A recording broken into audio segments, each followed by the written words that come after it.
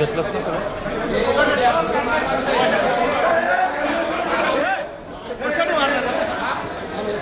कार्यकर्ते आपापसात या ठिकाणी भिडलेले आहेत। पडळकर आणि जितेंद्र आव्हाड यांचे कार्यकर्ते इथे आपापसात भिडले। ही थेट दृश्य आपण या ठिकाणी पाहतोय। पडळकर आणि जितेंद्र आव्हाड यांचे कार्यकर्ते भिडले। याआधी नुकतीच काही वेळापूर्वी जितेंद्र आव्हाड यांनी आपल्याला जीवे मारण्याची धमकी आल्याचा आरोप केला होता। या संदर्भातलं त्यांनी एक ट्विट देखील केलेलं होतं। त्यानंतर आता पडळकर आणि जितेंद्र आव्हाड यांचे कार्यकर्ते भिडले। विधान भवनाच्या लॉबीमध्येच पडळकर आणि आव्हाडांचे कार्यकर्ते भिडले। विधान भवनाच्या लॉबीमध्ये पडळकर आणि आव्हाड यांचे कार्यकर्ते भिडलेत। त्याची ही दृश्य आपण या ठिकाणी पाहतोय। काही वेळापूर्वीच आव्हाडांनी आपल्याला धमकी देण्यात आल्याचं म्हटलं होतं।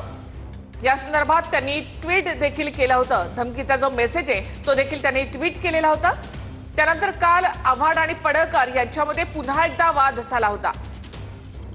ज्या पद्धतीनं नितीन देशमुख यांनी तुम्हाला काल शिवीगाळ केली होती, बघून घेण्याची भाषा सुद्धा त्या ठिकाणी वापरण्यात आली। त्याला जाऊन बेटा कोण आहे मला माहित नाही, मी ओळखत नाही त्याला।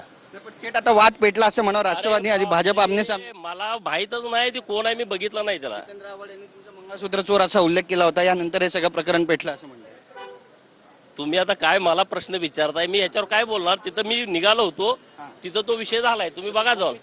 पडळकर यांची आता भूमिका नेमकी काय असणार? हा वाद मिटला समजावा की वाढला समजावा? कारण त्या गटाकडून पण आता उत्तर दिलं जाईल असं म्हणतात।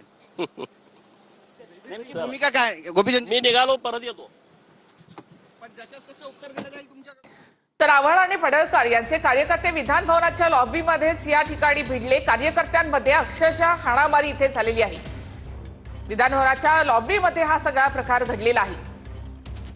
अरे नाही बाबा, असं ज्या पद्धतीने शिवीगाळ केली जाते, धमकी देण्याचा एक प्रकार केला जातोय। तुमच्या कार्यकर्त्यांना जितेंद्र आव्हाडांना सुद्धा धमक्या दिलेल्या आहेत। नाही, मला माहित नाही धमकी दिलेली, ते सांगायला दिलेत काय। चला, ही सगळी दृश्य आपण या ठिकाणी पाहतोय। गोपीचंद पडळकर यांची आणि त्यासोबतच नितीन देशमुख यांची आपसामध्ये दोन्ही कार्यकर्ते जे ते भिडलेले आहेत अशी माहिती समोर येते आणि कपडे सुद्धा यामध्ये फाडण्यात आलेत असं सुद्धा कळतंय।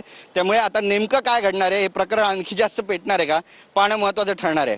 पण विधान भवनाच्या आतमध्ये घडलेल्या या घटनेनंतर राजकीय वर्तुळामध्ये खळबळ उडाली आहे। कॅमेरा पर्सन रोहनसह गिरीश गायकवाड, TV9 मराठी, मुंबई। तर पडळकर यांनी यावर कोणतीही प्रतिक्रिया दिली नाही। मात्र आव्हाड आणि पडळकर यांचे कार्यकर्ते विधान भवनाच्या लॉबीमध्येच या ठिकाणी भिडले।